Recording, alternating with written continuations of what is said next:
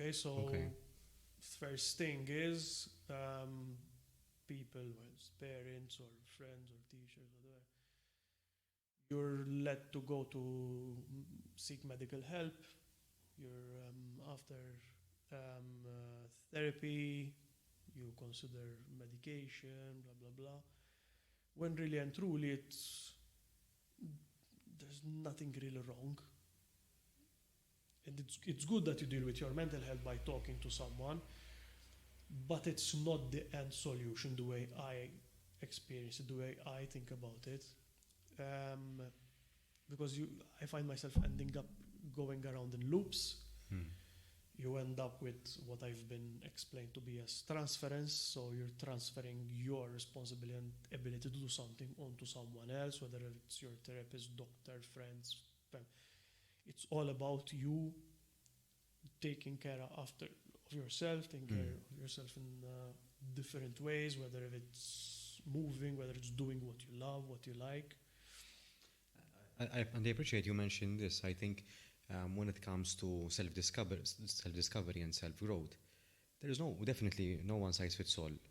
And it's about the patience and the resilience that you develop over time about finding that particular method which works. The frustrating thing about this, and I experienced it myself as well, is that we change as human beings. So the method that works today will not work tomorrow. Well, it will work tomorrow, but it won't work in a year's time.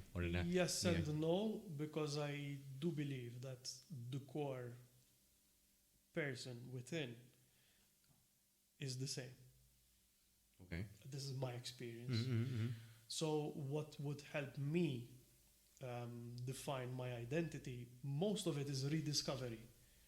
So I feel that up until my teenage years, I had a pretty good idea of what I like, what I am, blah, blah, blah.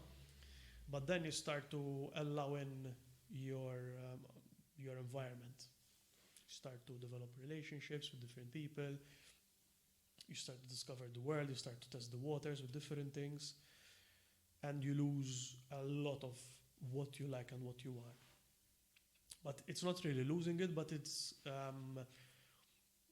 picking up new habits with different lifestyles. And even as an adult, I feel that in situations where a lot of adults will say, oh, when you grow up, you kind of lose yourself and you become trapped in the rat race.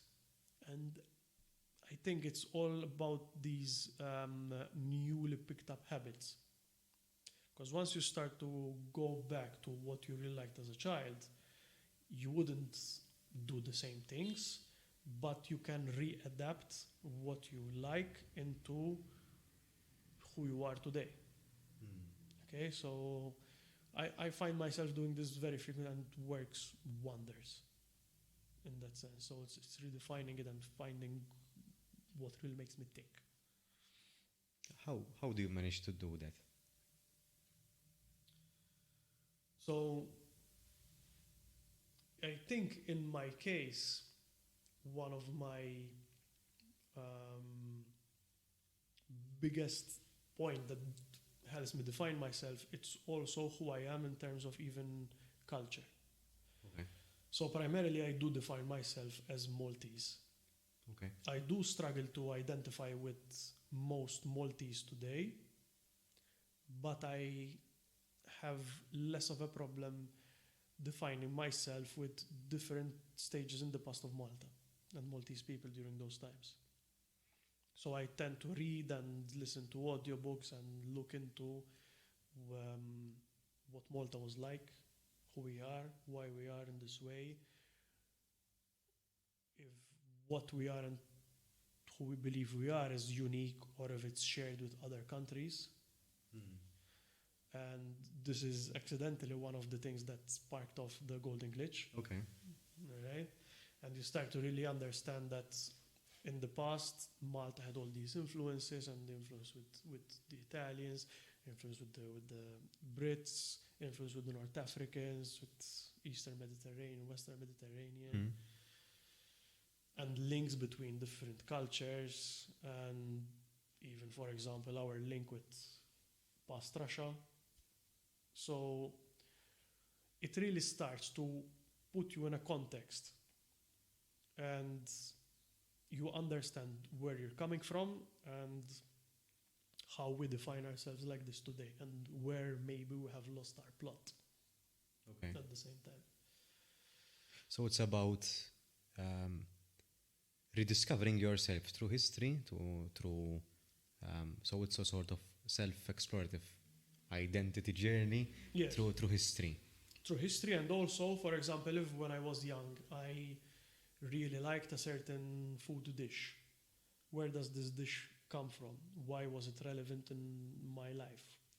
So, if, for example, at the moment, I have this growing interest about our very innocent baked pasta, l-mqarrun, or timpana.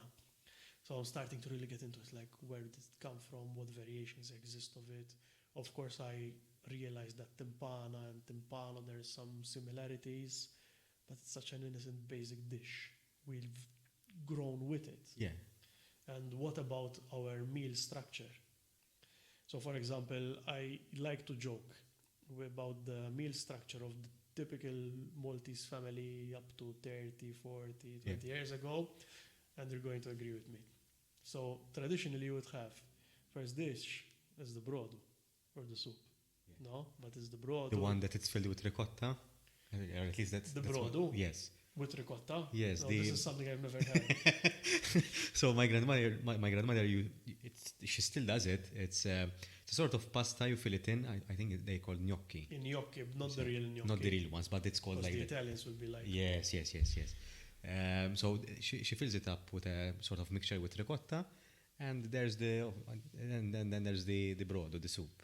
So your nonna puts them in the soup? Yes. This is new. The pasta is boiled with the soup, and so they absorb the flavor. It's very tasty. So I highly recommend it.